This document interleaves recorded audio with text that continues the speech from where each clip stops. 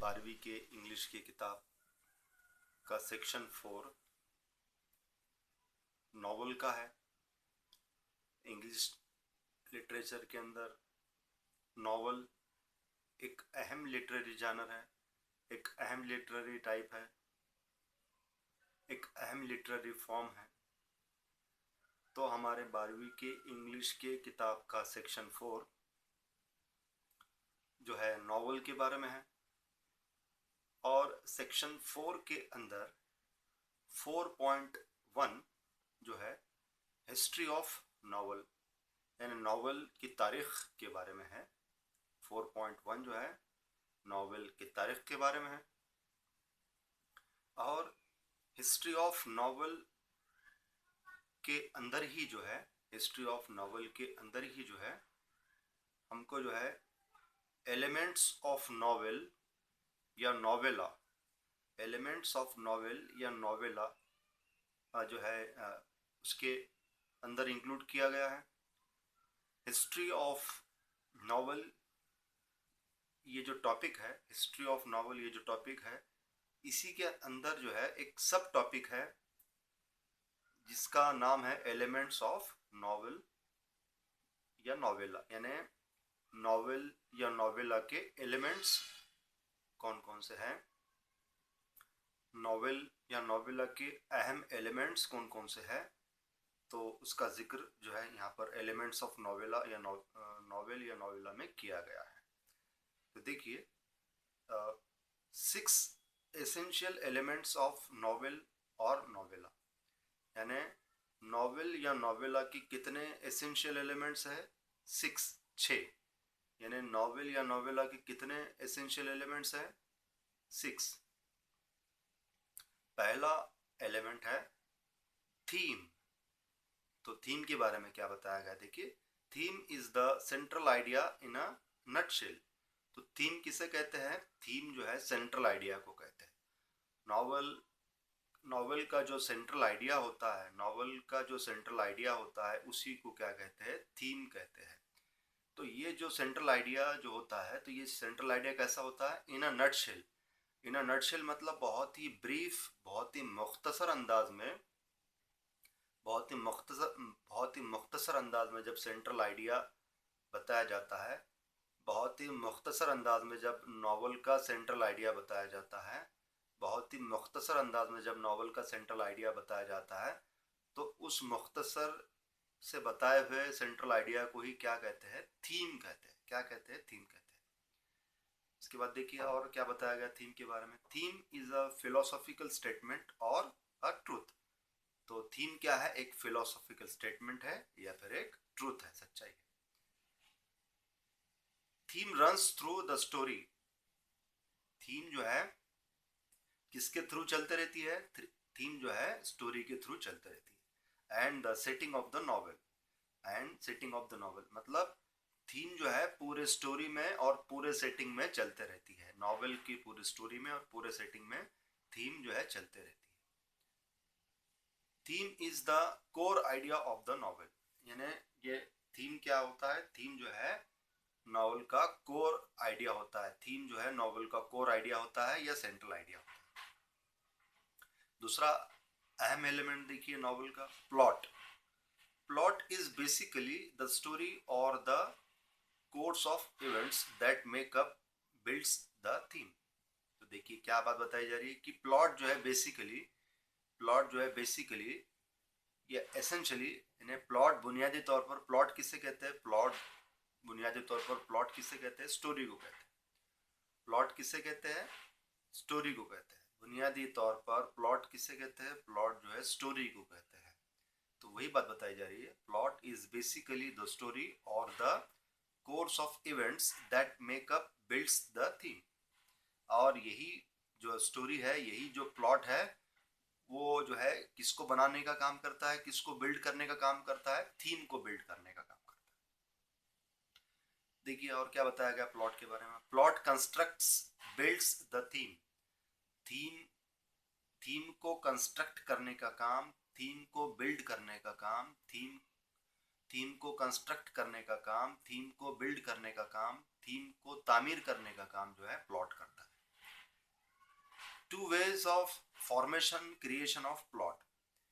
यहाँ पर ये बात बताई जा रही है कि प्लॉट जो है दो तरीकों से बनता है, दो तरीकों से तैयार होता है। प्लॉट जो है कितने तरीकों से बनता है? प्लॉट जो है दो तरीकों से बनता है, जो है वही बात यहाँ पर बताई गई है। प्लॉट जो है कितने तरीकों से बनता है? दो तरीकों से बनता है। Two ways of formation creation of plot, दो तरीकों से प्लॉट बनता है। पहला बताया, देखिए पहला तरीका बताया गया इंटरनल कॉन्फ्लिक्ट, और दूसरा है एक्सटर्नल कॉन्फ्लिक्ट। तो इंटरनल कॉन्फ्लिक्ट का मतलब क्या है? With in inside the mind of the character. यानी ये जो इंटरनल कॉन्फ्लिक्ट, इंटरनल यानी अंदरूनी कॉन्फ्लिक्ट, यानी इंटरनल कॉन्फ्लिक्ट किसे कहते हैं? अंदरूनी कॉन्फ्लिक्ट या इंटरनल कॉन्फ्लिक्ट किसे कहते हैं? With in inside the mind of the character. यानी किसी किरदार के दिमाग के अंदर जो इंटरनल कॉन्फ्लिक्ट चलते रहता है, उससे एक प्लॉट तैयार होता है। किसी किरदार के दिमाग के अंदर जो कॉन्फ्लिक्ट चलते रहता है, जो जो स्ट्रगल चलते रहता है, जो जद्दोजहद चलते रहती है पॉजिटिव और नेगेटिव चीज़ों के बीच में, पॉजिटिव और नेगेटिव चीज़ों के बीच में जो कॉन्फ्लिक्ट चलते रहता है कैरेक्टर के दिमाग में, उसको इंटरनल कॉन्फ्लिक्ट कहते हैं। और इस इंटरनल कॉन्फ्लिक्ट से जो है प्लॉट तैयार होता है। दूसरा जो है external conflict with other characters और एंटाइटीज का इसका मतलब ये है कि जब एक कैरेक्टर जो है दूसरे कैरेक्टर के साथ जब जो है दूसरे कैरेक्टर के साथ जब उसका इंटरेक्शन होता है, एक कैरेक्टर का दूसरे कैरेक्टर के साथ जो इंटरेक्शन होता है, और उस इंटरेक्शन के जरिए जो कॉन्फ्लिक्ट पैदा होता है, उस कॉन्फ्लिक्ट को क्या कहा गया है? यहाँ पर एक्सटर्नल कॉन्फ्लिक्ट कहा गया। Two types of plots. Plots के कितने टाइप्स बताए गए? यहाँ पर दो टाइप्स बताए गए। पहला है देखिए सिंपल प्लॉट। सिंपल प्लॉट में क्या होता है कि उसमें एक ही प्लॉट होता है। सिंपल प्लॉट का मतलब वन प्लॉट, यानी सिंपल प्लॉट किसे कहते हैं? कि जहाँ पर सिर्फ एक ही मेन प्लॉट होता है, जहाँ पर एक ही मेन प्लॉट होता है, उसे सिंपल प्लॉट कहते हैं। कॉम्प्लेक्स प्लॉट, तो कॉम्प्लेक्स प्लॉट किसे कहते हैं? कंसिस्टिंग मेनी सब प्लॉट्स। कंसिस्टिंग मेनी सब प्लॉट्स, तो कॉम्प्लेक्स प्लॉट किसे कहते हैं? जहाँ पर एक मेन प्लॉट तो रहता है, लेकिन एक मेन प्लॉट के साथ जो है और दीगर प्लॉट्स भी जो है उसके साथ चलते रहते हैं, तब उसे कॉम्प्लेक्स प्लॉट कहते हैं। और प्लॉट जो है एकदम बेसिकली या एसेंशियली प्लॉट किसे कहते हैं? स्टोरी को कहते हैं। प्लॉट बेसिकली एसेंशियली किसे कहते हैं? स्टोरी को कहते हैं।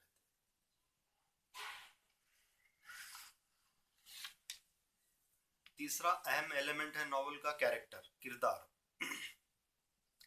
Characters are related with the plot. Characters are related with the plot, यानी जो कैरेक्टर्स है वो किससे रिलेटेड होते हैं? कैरेक्टर्स किससे रिलेटेड होते हैं? कैरेक्टर्स जो है प्लॉट से रिलेटेड होते हैं।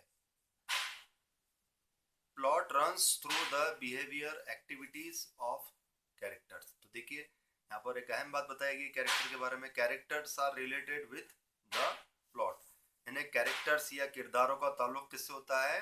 नॉवल के प्लॉट से होता है, नॉवल के स्टोरी से होता है। और plot runs through the behaviour activities of characters.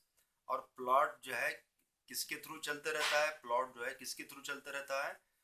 Plot runs through the behaviour activities of characters. Novel के अंदर जो अलग अलग किरदार होते हैं, नॉवल के अंदर जो अलग अलग किरदार होते हैं, उन किरदारों के बिहेवियर या एक्टिविटीज के जरिए, नॉवेल के अंदर अलग अलग किरदार होते हैं और उन किरदारों के बिहेवियर और एक्टिविटीज के जरिए जो है प्लॉट या स्टोरी चलते रहती है। यहाँ पर देखिए कैरेक्टर जो है, कैरेक्टर के बारे में बताया जा रहा। Major important characters. Major important characters, तो मेजर या इम्पोर्टेंट कैरेक्टर्स किसे कहते हैं? Deep and highly detailed verbal sketch, मतलब जिन किरदारों के बारे में बहुत ज़्यादा डिटेल में एक्सप्लेन किया जाता है, जिन किरदारों के बारे में बहुत डिटेल में एक्सप्लेन किया जाता है नॉवल में, उसे मेजर या इम्पोर्टेंट कैरेक्टर्स कहते हैं। दे present in all aspects of novel, और जो मेजर या इम्पोर्टेंट कैरेक्टर्स होते हैं वो नॉवेल के हर एक एस्पेक्ट में मौजूद रहते हैं। B, minor characters, only a thumbnail sketch. तो माइनर कैरेक्टर्स किसे कहते हैं, जो है माइनर कैरेक्टर्स किसे कहते हैं, तो माइनर किरदार किसे कहते हैं या माइनर कैरेक्टर्स किसे कहते हैं, जिनका बहुत कम जिक्र किया जाता है, जिनके बारे में बहुत कम एक्सप्लेन किया जाता है नॉवल में, very less importance to their behaviour, और जिनके बिहेवियर को और एक्टिविटीज को जो है बहुत कम अहमियत दी जाती है, तो उन्हें क्या कहते हैं, माइनर कैरेक्टर्स। और प्रोटेगोनिस्ट और उसके अगेंस्ट में बताया जा रहा है एंटागोनिस्ट। तो प्रोटेगोनिस्ट किसे कहते हैं नॉवेल के अंदर, प्रोटेगोनिस्ट किसे कहते हैं, जो मेन कैरेक्टर होता है नॉवेल का, नॉवेल के अंदर जो नॉवेल के अंदर जो मेन कैरेक्टर होता है, सेंट्रल कैरेक्टर जो होता है, नॉवेल की मेन कैरेक्टर को या सेंट्रल कैरेक्टर को प्रोटोगोनिस्ट कहते हैं, यानी नॉवेल के सबसे अहम किरदार को प्रोटोगोनिस्ट कहते हैं। और इस प्रोटोगोनिस्ट के अगेंस्ट में जो कैरेक्टर होता है वो उस कैरेक्टर को क्या कहते हैं, प्रोटोगोनिस्ट के अगेंस्ट में जो कैरेक्टर्स होते हैं तो उन्हें क्या कहते हैं, एंटागोनिस्ट। क्या कहते हैं, एंटागोनिस्ट। तो एंटागोनिस्ट के कितने टाइप बताए गए यहाँ पर, एक्सटर्नल एंटागोनिस्ट यानी अदर कैरेक्टर्स। एक्सटर्नल एंटागोनिस्ट का मतलब जो है क्या बताया गया, अदर कैरेक्टर्स। तो मतलब मेन कैरेक्टर्स को जो है जब दीगर और कैरेक्टर्स, जो मेन कैरेक्टर होते हैं नॉवेल के, जो मेन कैरेक्टर होते हैं, तो उन मेन कैरेक्टर को जो है दूसरे कैरेक्टर्स के साथ जो है उनका कॉन्फ्लिक्ट होता है, दूसरे कैरेक्टर्स के साथ उनका इंटरेक्शन होता है, जिन्हें एक्सटर्नल एंटागोनिस्ट कहते हैं। और इंटरनल एंटागोनिस्ट किसे कहते हैं, अ फोर्स और एन आइडिया। और कभी कभी क्या होता है कि जो मेन कैरेक्टर्स हैं उनको जो है इंटरनल एंटागोनिस्ट मतलब अपने खुद की कभी कभी निगेटिव थॉट्स के साथ भी उनको स्ट्रगल करना पड़ता है। तो यहाँ पर ये बात बताई जा रही है कि एंटागोनिस्ट कैसे रह सकते हैं, एंटागोनिस्ट जो है एक्सटर्नल भी रह सकते हैं और इंटरनल भी रह सकते हैं। तो और प्रोटोगोनिस्ट किसे कहते हैं, मेन कैरेक्टर को कहते हैं या सेंट्रल कैरेक्टर को कहते हैं। तो जब प्रोटोगोनिस्ट जो है, जब प्रोटोगोनिस्ट को जो है दीगर किरदारों को फेस करना पड़ता है, जब प्रोटोगोनिस्ट को जब दूसरे किरदारों को फेस करना पड़ता है, उनके साथ स्ट्रगल करना पड़ता है, उनके साथ इंटरेक्शन करना पड़ता है, तो उन दीगर किरदारों को क्या कहा जाता है, एक्सटर्नल एंटागोनिस्ट कहा जाता है।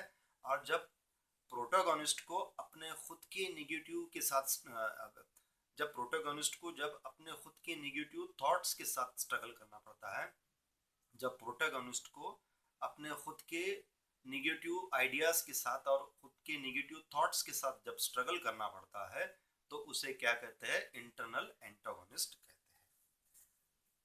चौथा अहम एलिमेंट है नॉवेल का, सेटिंग। तो सेटिंग किसे कहते हैं, देखिए, setting is the background in which the story takes place. तो स्टोरी सेटिंग किसे कहते हैं, स्टोरी बैकग्राउंड को कहते हैं, जिस बैकग्राउंड में स्टोरी चल रही है। सेटिंग किसे कहते हैं, setting is the background in which the story takes place, यानी सेटिंग एक बैकग्राउंड है जिस बैकग्राउंड में स्टोरी चल रही है। एस्पेक्ट्स ऑफ सेटिंग, तो सेटिंग के कितने एस्पेक्ट्स है वो बात बताई जा रही है। देखिए सेटिंग में कौन कौन सी चीजें आती है वो बात बताई जा रही है। नॉवेल की सेटिंग में कौन कौन सी चीजें आती है वो बात बताई जा रही है। पहला है place, period, time, climate, weather, lifestyle. तो सेटिंग के कितने एस्पेक्ट्स है, प्लेस, पीरियड, टाइम, क्लाइमेट या वेदर और lifestyle, lifestyle of characters. Plot and character are affected due to setting. बहुत अहम बात बताई जा रही है, देखिए, प्लॉट और कैरेक्टर मुतासिर होते हैं। किससे मुतासिर होते हैं, सेटिंग से मुतासिर होते हैं। सेटिंग का सीधा असर किस पर होता है, नॉवेल के प्लॉट पर यानी नॉवेल के स्टोरी पर होता है और नॉवेल के किरदारों पर होता है। पांचवा अहम एलिमेंट है नॉवेल का, कॉन्फ्लिक्ट। तो कॉन्फ्लिक्ट किसे कहते हैं, देखिए, good forces good ideas, bad forces bad ideas. देखिए आप, गुड फोर्सेस और बैड फोर्सेस, गुड आइडियाज और बैड आइडियाज, इनमें स्ट्रगल चल रहा है। देखिए इनमें जो है स्ट्रगल चल रहा है, गुड थिंग्स और बैड थिंग्स में स्ट्रगल चल रहा है। शॉर्ट में अगर कहना है तो गुड थिंग्स में और बैड थिंग्स में क्या चल रहा है, ये दो अपोजिट चीजें हैं। गुड थिंग्स और बैड थिंग्स ये जो अपोजिट चीजें हैं, और इनमें स्ट्रगल चल रहा है। इनमें क्या चल रहा है, इनमें स्ट्रगल चल रहा है। और इस स्ट्रगल को ही जो है, इस जद्दोजहद को ही क्या कहते हैं, कॉन्फ्लिक्ट कहते हैं। क्या कहते हैं, कॉन्फ्लिक्ट कहते हैं। देखिए, the struggle between the opposite forces in the story is called conflict. तो वही बात बताई गई, देखिए कि the struggle between the opposite forces, यानी अपोजिट फोर्सेस में जो स्ट्रगल चलता है, गुड और बैड में जो स्ट्रगल चलता है, अच्छाई और बुराई के अंदर जो स्ट्रगल चलता है, जो जद्दोजहद चलती है स्टोरी के अंदर, नॉवेल की स्टोरी के अंदर, उसे कॉन्फ्लिक्ट कहते हैं। Conflict keeps curiosity and interest about the plot. और कॉन्फ्लिक्ट की वजह से जो है नॉवेल की स्टोरी के अंदर हमारा इंटरेस्ट और हमारी क्यूरियोसिटी बरकरार रहती है। नॉवेल का सबसे लास्ट एलिमेंट, एसेंशियल एलिमेंट है, नॉवेल का सबसे लास्ट एसेंशियल एलिमेंट है लैंग्वेज या स्टाइल। तो the language and the techniques used by the author for the narration of the course of events is known as the style. तो style किसे कहते हैं, स्टाइल उसे कहते हैं, स्टाइल किसे कहते हैं, स्टाइल उसे कहते हैं कि जब नॉवेलिस्ट या राइटर नॉवेल लिखने के लिए जिस लैंग्वेज का या जिस टेक्निक्स का इस्तेमाल करते हैं, यानी राइटर राइटर नॉवेल लिखने के लिए जिस लैंग्वेज का इस्तेमाल करते हैं, जिन टेक्निक्स का इस्तेमाल करते हैं, उस लैंग्वेज को और उन टेक्निक्स को क्या कहते हैं, स्टाइल कहते हैं। यानी नॉवेल लिखने के लिए नॉवेलिस्ट जो लैंग्वेज का इस्तेमाल करते हैं, जो टेक्निक्स का इस्तेमाल करते हैं, उस लैंग्वेज को और उन टेक्निक्स को क्या कहते हैं, स्टाइल कहते हैं।